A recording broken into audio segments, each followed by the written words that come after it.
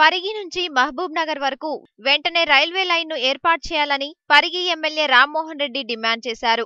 ఇవాళ ఆయన అసెంబ్లీలో మాట్లాడుతూ గతంలో కేంద్ర ప్రభుత్వం దృష్టికి ఈ విషయాన్ని తీసుకెళ్లడం జరిగిందని చెప్పారు.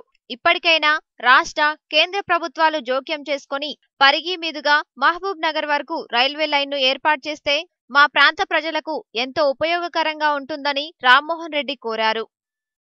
పరిగి తర్వాత నారాయణపేట్, అదేవిధంగా కొడంగల్, నారాయణపేట్, మక్తల్ 3 నియోజకవర్గాలు మహబూబ్ నగర్ కూడా ఈ రైల్వే లైన్ పోతుంది.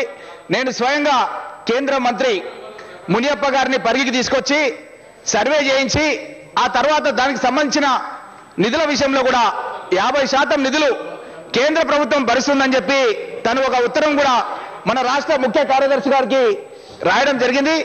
ఆ తర్వాత గత ప్రభుత్వంలో ఉన్నటువంటి ఆర్ఎండ్బి శాఖ మంత్రులు, ముఖ్యమంత్రి గారు కూడా దీన్ని సంతకం చేసి ఎన్నికలకు ముందు రావడంతో దాన్ని గవర్నర్ కు పంపించడం జరిగింది. ఎలక్షన్ కోడ్ ఉండడం మూలంగా గవర్నర్ గారు కూడా దాన్ని సంతకం చేసి ఈ ఎలక్షన్స్ అయిన తర్వాత కొత్త ప్రభుత్వం లోపల ముఖ్యమంత్రికి పంపించి జీవో ఇష్యూ చేయాల్సిందిగా దాంట్లో గవర్నర్ గారు కూడా రాసి సంతకం చేయడం జరిగింది.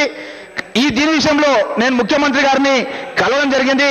ముఖ్యమంత్రి గారి ఆఫీస్ నుంచి రాజశేఖర రెడ్డి గారు నాకు 1/7/2014 రోజు అంటే సుమారు 4 నెలల క్రితం ఒక ఉత్తరం రాయడం జరిగింది.